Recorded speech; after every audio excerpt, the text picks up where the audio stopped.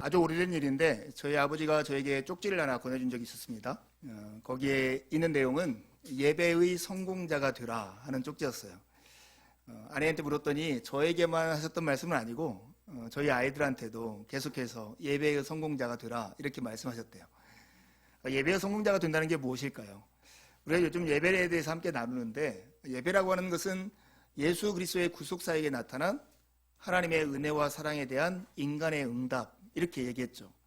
그래서 우리가 드리는 이 예배는 무엇인가 제사처럼, 그리고 동원되어서 어쩔 수 없이 참여하는 사람들처럼 하나님께 드리는 의식이 아니라 하나님과 우리 사이의 만남이고, 하나님과 우리 사이의 만남이 이루어지는 사건이다, 이렇게 나누었습니다. 하나님의 은혜와 사랑에 대해서 인간이 응답하는 자리, 그게 바로 예배의 자리입니다.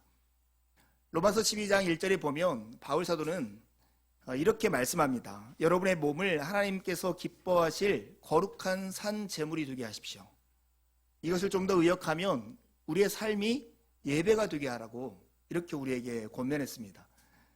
예배가 하나의 만남이고 사건이라고 하면, 이것을 확장하면 우리의 일평생도 예배가 될 수 있고, 오늘 우리의 하루도 하나님의 은혜와 사랑에 반응하는 예배의 하루가 될 수 있다.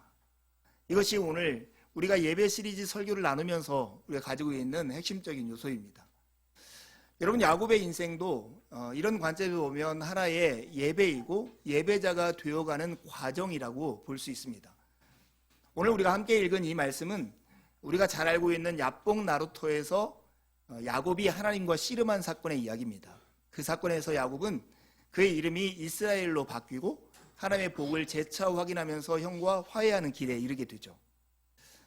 여러분도 이런 경험을 해보셨을지 모르겠어요. 어떤 문제가 있는데 문제 앞에서 하나님의 어떠하심과 하나님을 생각하면 무엇인가 용기가 불쑥 솟아오르는데, 그러다가도 다시 우리 삶의 현실을 딱 보면 갑자기 두려움과 불안이 찾아와서 답답해지는 그런 상황들을 경험해 보셨습니까? 오늘 그런 경험을 하고 있는 게 바로 야곱입니다. 야곱의 그 상황을 대표적으로 보여주는 두 단어가 있다면 마하나임, 그리고 하나는 에서일 거예요.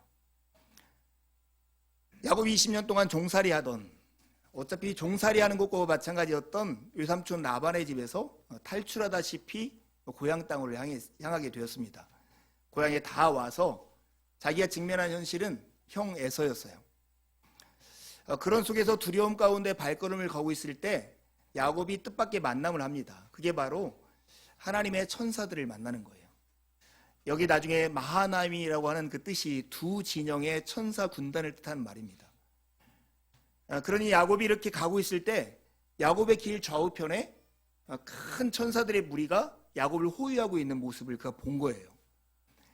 근데 뜻밖에도 이 주어가 야곱이 그들을 만났다고 하지 않고 하나님의 사자들이 야곱을 만났다고 얘기합니다. 그러니 야곱이 그것을 인식하고 깨달은 게 아니라 하나님이 그에게 나타나서 그를 만나준 사건이 지금 여기에서 일어난 것입니다. 두려움 가운데 있던 그 야곱이 하나님의 얼굴을 보고 하나님을 확인하는 자리인 것입니다.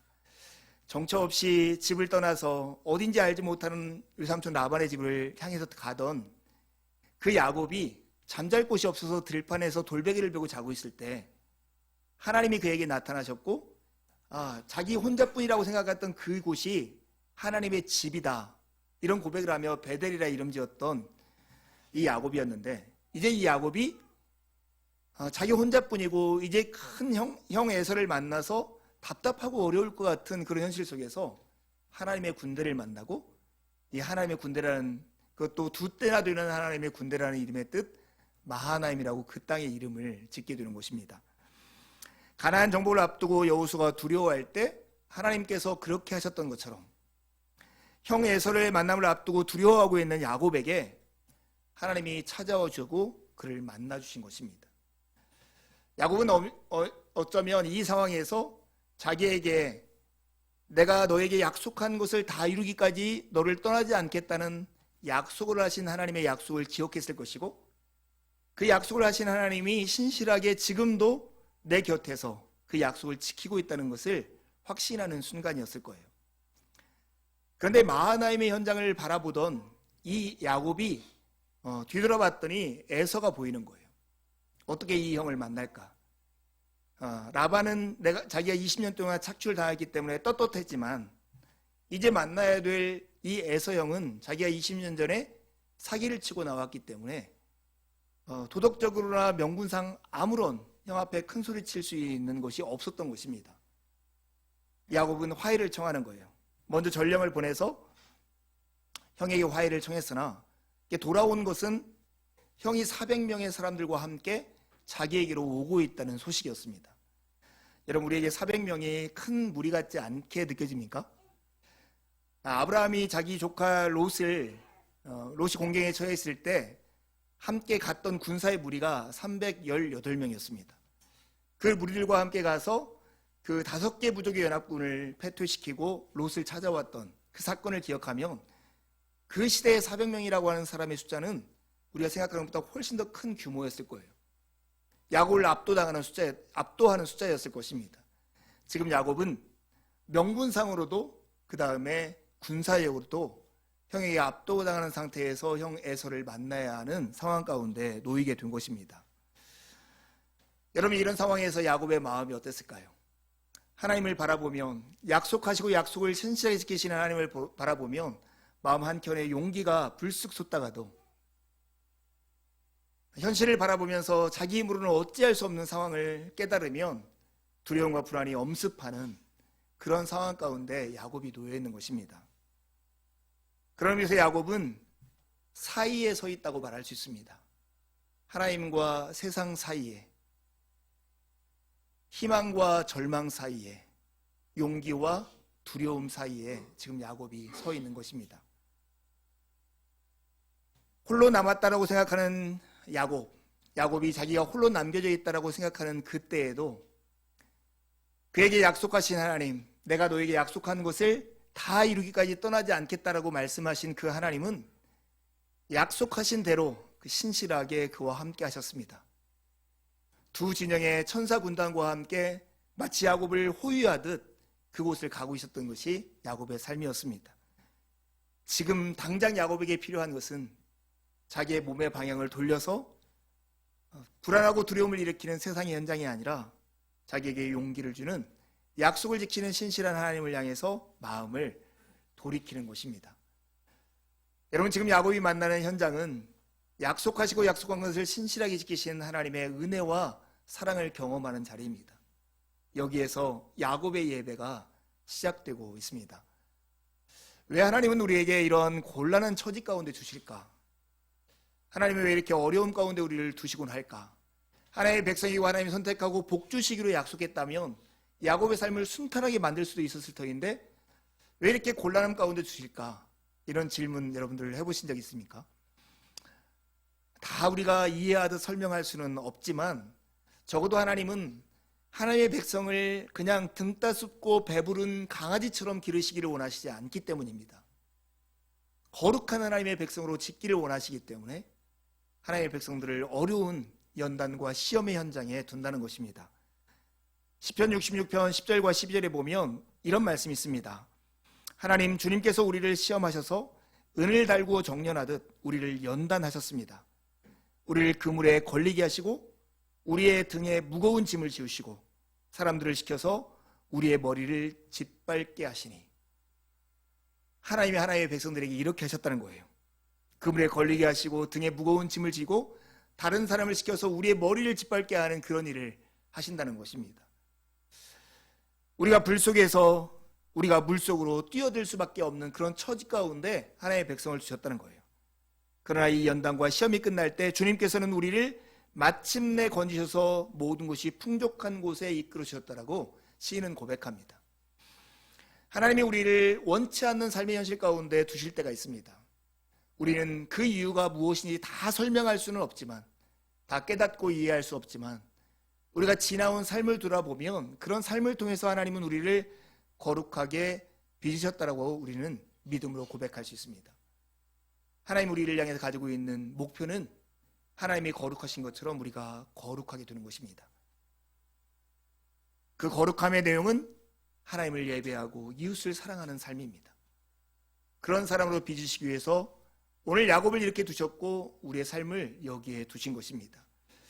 여러분, 이런 곳의 가장 큰 싸움은 자신의 삶 속에 무엇을 가장 소중하고 의미 있게 여기느냐, 이 질문과 연관되어 있습니다.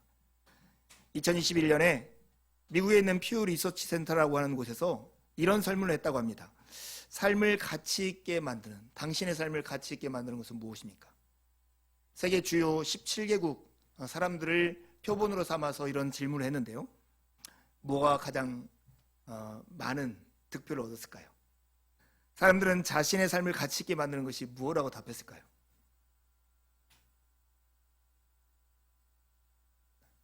네, 가족이었습니다. 38%가 가족이라고 답했고, 그 다음에 29%가 자기가 하는 직업, 일이라고 했습니다. 그리고 19%가 자기가 가지고 있는 물질적인 풍요, 돈이라고 답했습니다. 그런데 17개국 중에 특별하게 이런 통계하고 어긋난 한 무리가 있었는데, 그게 바로 자랑스러운 우리 대한민국입니다. 대한민국은 이 우선순위에서 첫 번째가 가족이 아니었습니다. 무엇이었을까요? 예, 돈이었습니다. 그리고 두 번째는 건강이었습니다. 그리고 세 번째가 바로 가족이었습니다. 한국 사회에서 가장 소중한 가치, 자기의 삶을 의미 있고 가치 있게 만드는 것의 1순위가 돈이었다고 하는 거죠. 여러분, 한국 사람들이 다른 나라보다 특별히 돈을 더 사랑하는구나, 이렇게 생각하면 오해입니다. 여러분, 이 통계를 제가 퍼센티지까지 살펴봤는데요. 전 세계 통계에서 가족이 자기 삶을 가치 있게 여기는 첫 번째라고 말하는 사람의 퍼센티지는 38%였습니다. 그리고 세 번째로 발표한 돈은 전체의 19%가 그렇게 답했습니다. 근데 여러분, 한국 사회에서 돈이 1등을 차지했는데, 돈이 우리의 삶을 가치 있게 여긴다고 말하는 사람의 퍼센티지도 세계 평균하고 똑같이 19%였다는 거예요. 사람들과 비슷하게 한국 사람들도 돈을 소중히 여긴다, 이 정도로 이해하면 돼요. 제가 이 통계를 보면서 한 가지 이런 생각을 했어요. 다른 나라의 평균은 그래도 돈을 소중히 여기는 사람이 많음에도 불구하고 돈보다 더 소중히 여기는 두 가지가 있더라는 거예요. 가족이나 일을 돈보다 더 소중히 여기더라는 거예요. 근데 한국 사회는 돈보다 더 소중히 여기는 것이 없더라는 거예요. 이 통계를 보면서 제가 이런 생각을 했어요. 우리 삶에서 가장 가치 있게 여기는 것, 그것이 무엇인가? 그것을 향해서 우리는 마음의 방향을 틀고 그것을 바라보며 살게 되어 있다 하는 거예요. 거기에 소망을 두고 그걸 의지하고 그것을 간절히 찾고 그것이 없으면 불안해하고, 그러기에 만약에 우리의 사회가 돈이 가장 소중한 가치이고 돈 앞에 아무것이 없다면 그 사회는 좀 불행한 사회다, 이렇게 이해할 수 있을 것입니다. 야곱은 이러한 불완전한 상황 가운데 자기의 삶의 최고의 우선 가치인 약속을 하시고 약속을 신실하게 지키시며 그 약속을 통해서 은혜와 사랑을 베푸시는 하나님을 확인하게 된 것입니다. 그리고 그의 마음의 방향을 몸을 틀어서 하나님을 향해서 서게 되었습니다. 그렇게 하자 야곱이 그에 따른 반응이 나오는데, 그게 바로 기도였습니다. 여러분, 기도를 한다라고 하는 것은 기도한 다음에 아무 일도 하지 않는다는 의미가 아닙니다. 베네딕트 수도회라고 하는 유명한 수도회에 대표적인 문구가 있습니다. 오라 에트 라보라. 이 오라라고 하는 것은 기도하라, 이런 뜻이고, 에트는 엔드라고 하는 뜻입니다. 라보라는 노동하라, 이런 뜻이에요. 기도하고 노동하라. 기도가 노동이고 노동이 기도이다. 가나안 농군학교를 만든 김영희 장로님이 했던 이야기이기도 합니다. 기도하는 사람은 기도하는 것처럼 살아가는 것입니다. 정말 자기가 하고 있는 일에서 꿈을 이루고 싶은 사람들은 하나님께 간절히 기도하게 되어 있는 것입니다. 일과 실천이라고 하는 것은 자기가 하는 기도의 진정성을 하나님 앞에 고백하는 거예요. 이 일을 통해서 무엇인가를 이루기를 전에 내가 지금 이렇게 간절히 원하고 있다는 것을 하나님께 고백하는 것, 그게 바로 기도와 일을 병행하는 이유입니다. 야곱이 그렇게 하고 있어요. 야곱은 형을 설득하기 위해서 전령을 보내고 나중에 형에게 예물을 구별하여서 드리면서 형을 위해서 내가 형하고 화해하고 싶다는 진정성을 보입니다. 그러나 이 모든 일의 결과 뜻을 이루시는 하나님 앞에 무릎을 꿇고 하나님께 기도를 해요. 오늘 본문에 나오는 9절에서 12절에 나오는 이 기도는 창세기에 나오는 가장 긴 기도이고 야곱이 드리는 형식을 다 갖춘 기도였습니다. 야곱은 하나님께 이런 기도를 해요. 하나님을 이렇게 부릅니다. 아브라함의 하나님, 이삭의 하나님. 이 명칭은 하나님께서 베델에서 돌베개를 베고 들판에 자고 있는 야곱에게 나타나서 당신이 누구인가를 소개했던 이름입니다. 내가 너희 할아버지 아브라함과 약속했던 하나님이다. 내가 너희 아버지에게 그 약속을 재차 확인했던 하나님이다. 그 약속을 붙잡고 기도하는 이 야곱이 하나님의 이름을 부를 때 그 이름을 지금 부르고 있는 거예요. 나에게 약속하셨던 하나님. 그런 다음에 계속해서 하나님의 약속을 되새기며 그 약속을 붙잡고 하나님께서 그 약속을 우리에게 얼마나 신실하게 이루어 주셨는가를 다시 한번 되새기면서 하나님께 고백합니다. 그리고 하나님 앞에 마지막 하나님께 청혼을 하는 거예요. 하나님, 저를 형 에서의 손에서 건져주십시오. 형 에서의 손에서 건져주십시오. 형 에서의 손에서 건져주십시오. 그러자 이 기도를 들으신 하나님께서 형 에서의 손에서 야곱을 건져주시겠다는 것을 넘어서 너의 후손이 바다의 모래같이처럼 많아질 것이라고 후손에 대한 약속까지 해주십니다. 여러분, 약속하시고 약속을 신실하게 지키시는 하나님, 그 하나님을 향해서 마음과 몸의 방향을 돌려서 바라보고 기도로 응답하는 이 야곱을 향해서 바울이 고백했던 똑같이 야곱이 생각하거나 구하는 것 그 이상으로 야곱에게 주실 수 있는 하나님의 능력을 그에게 나타나고 있는 거예요. 야곱 한 명의 구원이 아니라 야곱의 후손까지 구원하시겠다는 하나님의 약속을 그에게 주셨습니다. 하나님의 약속과 약속하신 하나님의 신실하심에 대한 반응은 야곱이 하나님의 약속을 붙잡고 매달리는 것이었습니다. 두 번째 기도의 반응은 하나님과 그 약속을 붙잡고 다시 씨름하는 거였어요. 야곱은 그 기도와 약속을 받은 다음에 어떻게 해야 할까 알지 못해서 자기가 있는 재산들 중에 짐승 550마리를 구별합니다. 자기가 직접 고르고 선택한 550마리라는 엄청난 양의 짐승을 구별하는 거죠. 여러분, 550마리라고 하는 짐승이 얼마나 많은가를 생각하면 옛날에 정정 회장이 데려갔던 소떼 방법을 생각해 보시면 됩니다. 그때 소 1000마리를 가지고 왔는데 정말 그 행렬이 얼마나 길었던가 그 봤던 분들은 기억하실 거예요. 550마리의 짐승을 9개의 떼로 완충장치를 두어서 형을 만나게 하는 그 전략을 세웁니다.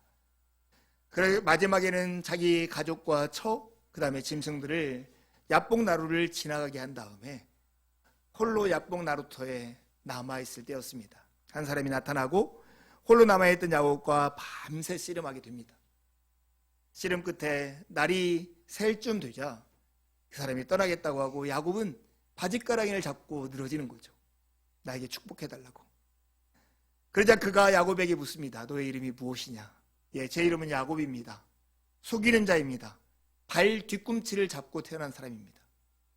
그래, 이제는 너의 이름을 더 이상 야곱이라 부르지 말고 이스라엘이라고 부르라. 하나님과 사람들과 겨루어 이긴 사람, 그 이름으로 내가 너를 부르겠다. 그리고 그에게 축복하며 그 자리를 떠납니다. 야곱은 자기가 그제서야 하나님을 만났고 하나님과 대면하였음에도 불구하고 자기가 죽지 않았다는 것을 확인하며 하나님께 감사합니다. 그때 마침 영화처럼 해가 이렇게 쏟아오릅니다. 고향의 형의 살해 위협에 너무 두려운 나머지 떠나 긴 20년 동안의 밤을 지냈던 야곱. 그러나 이제 동이 터오면서 하나님의 햇빛 안에 살게 되는 그 삶이 시작되는 것을 기도를 통해서 경험하는 것입니다. 약속하시고 그 약속을 신실하게 지키시는 하나님의 은혜와 사랑에 대한 야곱의 반응은 하나님의 약속을 붙잡고 매달리는 것이었고 약속하신 하나님과 그 약속을 가지고 씨름하는 일이었습니다. 이제서야 야곱은 제대로 하나님을 알게 되었습니다. 뿐만 아니라 자신이 얼마나 무력한지도 알게 되었습니다. 그러기에 하나님께 매달리고 하나님과 씨름하였습니다. 그런데 여기에 참 놀라운 장면이 나옵니다. 하나님께서 이러한 야곱에게 우아하고 멋지게 저어주셨다는 것입니다. 주님은 야곱에게 저어주심으로 야곱으로 하여금 이기게 하신 당신의 능력을 전능하신 하나님으로 나타나신 분이십니다. 여러분, 하나님과 겨루어 이긴다는 말이 언어 도단이죠. 어떻게 이런 일이 있을까요? 그러나 야곱의 삶이 연약하고 부족하고 속이는 것뿐이었을지 몰라도 하나님의 은혜와 사랑에 응답하고 있을 때 그에게 져주심으로써 야곱으로 승리케 하신 하나님이었습니다. 여러분, 이 모습을 여러분 잘 생각해 보면 납득하기 어려울 수 있지만 우리의 삶의 현실에서 경험할 수 있는 하나의 힌트가 있습니다. 여러분, 어떤 관계에서 나보다 누군가가 더 나을 때, 그리고 나보다 더 뛰어나고 나를 이겨먹을 때 기분 좋은 관계는 사실은 없습니다. 딱 한 가지 경우만 예외예요. 나보다 키가 큰 사람만 보도 질투하고 조금만 부자인 사람 보면 샘나는 것이 인간의 마음인데, 나보다 잘생기고 키가 크고 똑똑하다고 말하고 부자가 되었다고 하면 내 마음이 더 기쁘고 감사한 게 있어요. 그것은 내 자식이 나보다 잘 되고 나보다 더 멋있고 나보다 훌륭하다고 하면 그런 마음이 들기 마련입니다. 여러분, 하나님의 마음을 이해하려면 이 부모의 마음을 이해하면 됩니다. 부모가 자녀가 자기보다 더 뛰어나고 훌륭할 때 오히려 행복한 것처럼 하나님은 아브라함의 지심으로 자신의 기쁨을 찾는 우리의 아버지라는 사실입니다. 하나님과 겨루어 이겼다라고 하는 이스라엘이라고 하는 이름이 가지고 있는 그 안에 담겨있는 하나님의 사랑에, 특별히 아버지로서의 사랑의 풍성함이 여기에 있습니다. 하나님 우리에게 저어주시는 분이십니다. 그럼으로써 우리를 이기게 하시고 우리로 하여금 그분의 은혜와 복을 누리게 하시는 우리 아버지이십니다. 이런 의미에서 보면 야곱은 하나님에게 부름받은 온전한 예배자로 지어져가는 과정이고, 오늘 이 장면은 하나님을 향한 하나의 예배라고 말할 수 있습니다. 약속하신 그 하나님 안에 담겨 있는 그 은혜와 사랑에 대해서 야곱이 기도로서 하나님께 매달리고 씨름했던 응답을 한 이 장면을 오늘 우리는 이 공적인 예배 현장에서 동일하게 경험할 수 있습니다. 동일하게 경험하는 방법은 말씀과 성찬을 통해서입니다. 우리가 드리는 예배는 총 4가지로 나눠져 있습니다. 하나님이 우리를 부르시고 용서하시는 이야기, 두 번째는 우리에게 말씀하시는 것, 세 번째는 성찬을 통해서 우리와 교제하시는 내용, 네 번째가 하나님께서 우리를 축복하며 보내는 것으로 예배가 구성되어 있습니다. 오늘 두 번째, 세 번째 말씀하시고 우리에게 교제하시기 위해서 떡을 나누어 주시는 이 장면은 오늘 야곱이 절망과 낙심 가운데 있을 때 그에게 나타나서 약속하시고 그 약속하신 하나님이 얼마나 신실한 것을 확인시켜서 다시 한번 하나님 앞에 기도로 응답하는 사람을 만들었던 그 장면을 우리가 공적인 예배에서 재현하는 일입니다. 여러분, 말씀과 성찬, 특별히 말씀을 듣는 설교는 하나님의 약속, 하나님이 누구신가에 대한 증언입니다. 우리의 설교의 내용은 우리가 성찬을 통해서 경험하는 것들을 우리가 확인해주고, 성찬을 통해서 우리는 말씀이 무엇인가의 그 뜻을 이해하게 되어 있습니다. 설교는 하나님의 약속이 무엇이고 약속하신 하나님이 얼마나 신실하신가를 증언하는 시간입니다. 그리고 우리는 성찬을 통해서 우리가 귀로 들은 복음을 몸으로 경험하고 입으로 맛보고 삶으로 체화하는 것이 성찬입니다. 이 두 가지를 통해서 우리는 야고보에 나타나신 그 하나님의 어떠하심을 우리의 삶의 현장에서 경험하고 누릴 수 있게 되어 있는 것입니다. 여러분, 우리는 이 말씀과 성찬을 통해서 우리에게 다가오신 하나님 앞에 어떻게 합당하게 반응함으로써 예배할 수 있을까요? 그것이 바로 하나님의 말씀을 경청하고 그리고 기도로서 반응하는 것입니다. 하나님의 말씀에 귀를 기울일 때 기도는 시작됩니다. 그리고 기도는 주님의 선한 뜻이 우리의 삶 속에서 온전히 이루어지게 하는 하나님의 방편입니다. 워낙 유튜브나 이런 데 설교가 많이 공개가 되어 있어서 어떤 목사님이 설교를 잘하더라, 그리고 그분 설교를 들으면 은혜롭다, 이런 얘기를 참 자주 듣곤 합니다. 정말로 이렇게 잘 설교하고 잘 전달하는 목사님들이 있더라고요. 근데 여러분, 설교라고 하는 것이 하나님의 뜻을 밝히고 전달하는 것이고 하나님이 누구인가를 우리에게 밝히는 것이라고 생각하면 좋은 설교와 나쁜 설교를 구분하는 기준은 매우 다를 거예요. 여러분, 청와대 대변인이, 대통령실 대변인이 뭔가 발표를 하는 시간이 되었어요. 중대하게 부동산 정책을 발표한다고 생각해봐요. 수많은 기자들이 모이고 사람들은 생중계되는 그 방송을 이렇게 보고 있어요. 그때 사람들이 그 대변인의 발표를 보면서 저 사람은 저 발표의 구성이 참 좋아, 그리고 발음이 너무 좋더라, 그리고 저 발표를 들으니까 되게 감동이 있어, 막 은혜 받았어. 대변인의 발표를 들으면서 여러분 이렇게 말하는 사람이 있었습니까? 발표하는데 길어, 짧어, 표정이 좋아, 이렇게 말하는 걸 들어보신 적 있으세요?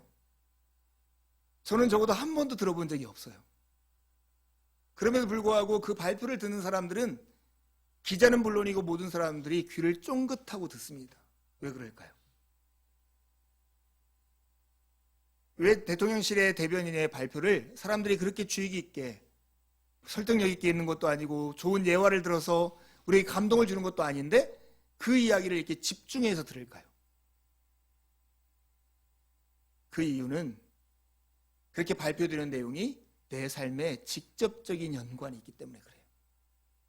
그 부동산 정책 때문에 내가 집을 살 수도 있고 내 집값이 오를 수도 있고 내릴 수도 있고 하는 그런 이유 때문에 자기가 이것을 진지하게, 잘 들리지 않는 말도 귀를 쫑긋하면서 듣게 되는 것입니다. 제가 대학 다닐 때 수업 시간에 보면 늘 뒷자리부터 채워져가 이렇게 앉았는데 딱 한 가지 수업만은 교탁부터 수업이 사람들이 채워져서 앉는 수업이 있었습니다. 구조 역학을 가르치는 김영문 교수님의 수업이었습니다. 그 교수님의 목소리는 개미 목소리처럼 두 줄, 세 줄 넘어서면 들리지 않는 목소리였어요. 근데 공학을 하는 사람들에게 그 구조 역학이라고 하는 것이 전공 필수 과목이고 그걸 통과하지 않으면 이게 그 졸업을 할 수 없기 때문에 모두 다 그 학점을 들으려고 앞에 와서 들리지 않는 목소리를 집중하면서 그렇게 듣곤 했습니다. 왜 그렇게 듣습니까? 그게 나의 삶과 나의 학점과 직접적으로 연관되어 있기 때문이에요. 사랑하는 여러분, 하나님의 말씀을 듣는 시간, 이 시간은 목사의 발음이나 표현이나 구성이나 이런 것이 중요한 게 아니라 이 내용을 통해 전달되는 하나님이 누구시고 하나님의 약속이 무엇이며 이 약속이 우리하고 어떤 상관이 있는가, 이것을 긴밀하게 생각하면서 듣는 것이 가장 중요합니다.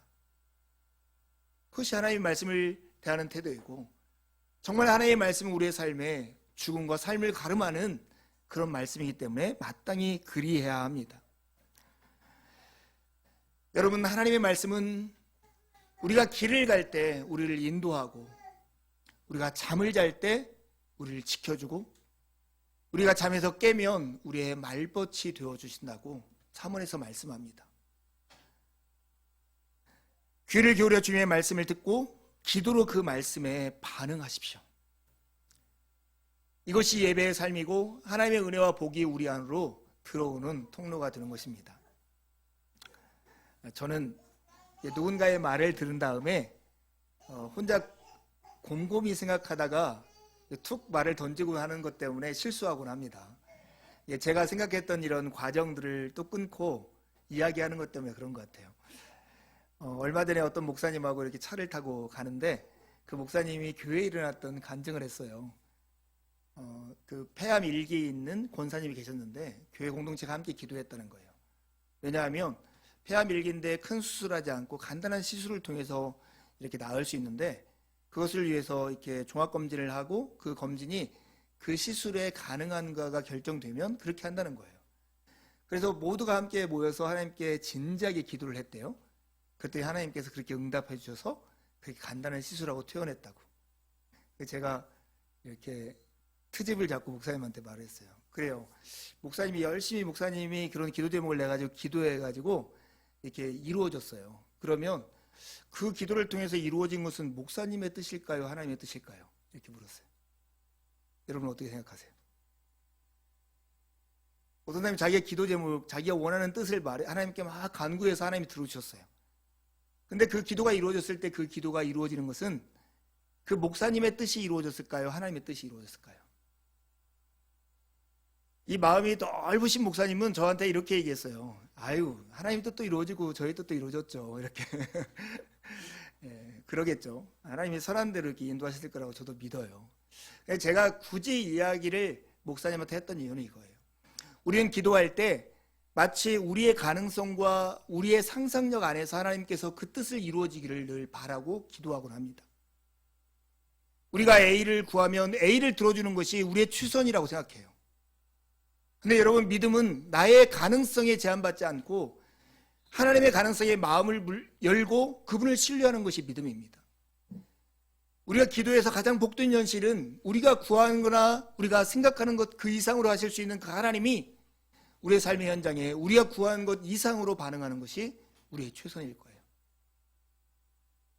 여러분, 하나님은 약속하시고 약속한 것을 신실하게 이루실 뿐만 아니라 이루실 수 있는 능력이 있는 분이십니다. 우리가 구하거나 생각하는 것 그 이상으로 우리를 위해서 행하실 수 있는 아버지이십니다. 말씀을 통해서 하나님이 누구이신지를 주의 있게 들으십시오. 하나님이 어떻게 우리에게 약속하셨는가를 꾸준히 살피십시오. 그리고 기도로 반응하십시오. 여러분의 가능성에 제한받지 말고 하나님의 가능성을 향해서 마음의 문을 열고 기도하십시오. 이게 바로 야곱이 야복 나루터에서 경험했던 그 경험을 예배의 현장에서 경험하는 것이고 우리의 삶에서 경험할 수 있는 방법이 될 것입니다. 여러분, 우리는 이런 경험, 정말로 굶주려서 밥을 먹고 아파서 약을 먹듯이 우리의 삶에서 우리의 영혼이 소생되고 참되게 하나님의 자녀로서 빚어져가는 그런 야곱이 했던 경험을 예배에서 할 뿐만 아니라 날마다의 삶에서도 할 수 있습니다. 그게 바로 식사의 자리에서 하는 경험입니다. 여러분, 밥을 먹는 것은 굉장히 신비한 일입니다. 밥을 먹는다고 우리는 삼시세끼 밥을 먹어야만 힘이 생기고 힘이 나지만 우리가 먹는 음식은 늘 살아있는 것이 죽어서 된 것들입니다. 풀도 잘라져서 죽으니까 우리가 먹고 힘을 얻고 살아있는 짐승도 죽어서 고기가 되어서 우리가 먹고 힘을 얻습니다. 그러기에 우리는 식사의 자리에 앉을 때마다 우리는 낮아질 수밖에 없습니다. 왜냐하면 나는 누군가의 죽음을 힘입어서 무엇인가의 죽음을 힘입어서 사는 존재이기 때문에 그렇습니다. 뿐만 아니라 우리는 빚진 자가 됩니다. 식사 자리에 앉을 때마다 무언가의 죽음이 우리의 생명이 되었다는 것을 깨닫게 되기 때문에 그래요. 식사의 자리에서 기도하지 않는 것만큼 끔찍한 것은 없다고 생각합니다. 노만 위즈바라는 사람이 음식과 신학이라는 책에서 이런 얘기를 했어요. 식사 전 감사 기도를 하는 것은 가장 고차원적이고 가장 정직한 인간성의 표현 중 하나다. 우리에게 또 한 번 주어진 값진 선물들을 증언한다. 우리는 우리가 혼자 사는 것이 아니며 은혜 위에 은혜라는 자비와 신비의 수혜자임을 인식하는 시간, 그게 바로 식사의 시간이라고 하는 거예요.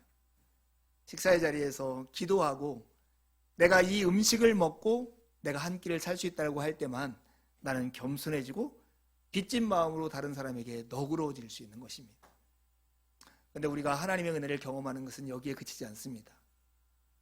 예수 그리스도의 자기 선언을 생각하면 우리에게 놀라운 담대함을 줍니다. 예수님은 당신을 생명의 떡이라고 말씀하셨습니다. 그리고 나를 먹는 자는 나로 말미암아 살 것이라고 말씀하셨습니다. 그 말은 예수님이 죽음으로 예수님을 먹는 자가 예수님의 생명을 대신 살 것이라고 하신 말씀입니다. 그리스도는 생명의 떡이시고 주님은 우리의 몸뿐만 아니라 우리의 영혼에, 이 세상뿐만 아니라 영혼에 이르는 삶 속에서 우리에게 생명을 주시기 위해서 십자가를 지시고 죽으셨습니다. 우리는 매일 삼시세끼 식사를 합니다. 그리고 금세 기억에서 지워지는 수천 번의 식사가 오늘 우리의 이 몸들을 만들어 놓았습니다. 이런 주님이 밥을 먹어야 살 수 있는 우리를 향해서 이렇게 말씀하셨어요. 나는 생명의 떡이다. 나를 먹는 자는 나로 말미암아 살 것이다. 우리의 살고 죽는 것이 예수님께 달려있다는 것입니다. 이것을 확신할 때 마하나임 군대를 만난 야곱이 형 에서 앞에서 담대함을 유지할 수 있었던 것처럼 우리가 세상 앞에서 담대함을 유지할 수 있을 것입니다. 저를 보십시오. 여러분, 저는 이 몇 주 동안에 큰 도전을 하고 있다고 생각합니다.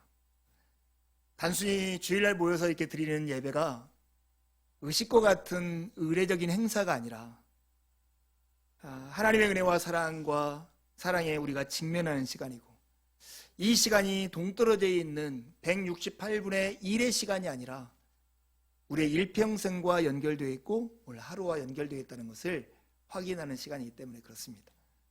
여러분, 우리는 네 번째 예배에 관한 설교를 들었습니다. 아침에 일어날 때 예배자의 베이스인 세례를 기억하면서 눈을 뜨면 나는 사랑받는 자다 하는 것을 되새기면서 일어나자고 했습니다. 나는 누군가의 사랑받기 위해서 잘 보여야 하는 것도 아니고 나의 존재 가치를 증명해야 할 사람이 아니라 하나님의 사랑이 나를 증명하고 있다는 것을 확신하고 눈을 뜹니다. 우리의 사랑의 방향을 다잡기 위해서 아침에 일어나면 침대 시트를 펴고 이불을 가지런히 정갈한 다음에 나의 하루의 삶을 하나님 앞에 쭉 늘어놓는 기도를 통해서 하루를 시작하자고 했습니다. 이게 바로 우리의 사랑의 방향, 우리의 소망의 방향을 바로잡는 매우 귀한 시간입니다. 지난주 우리는 이를 닦고 세수하는 걸 통해서 이를 닦고 세수를 해도 한나절이 지나면 다시 이를 닦고 세수를 해야 하는 우리 형편, 우리의 연약함을 인식할 뿐만 아니라 받아들일 뿐만 아니라 이 모습 이대로 우리를 받아주시는 하나님을 기억하고 감사하며 용서를 수용하고 또한 이 사랑으로 누군가를 수용할 수 있는 삶을 살자고 했습니다. 오늘 우리는 식사하는 자리마다 우리가 누구로 살고 있는가, 말씀하시고 우리를 먹이시는 하나님의 힘으로 산다고 하는 것을 확인하는 한 주간이 됐으면 좋겠습니다.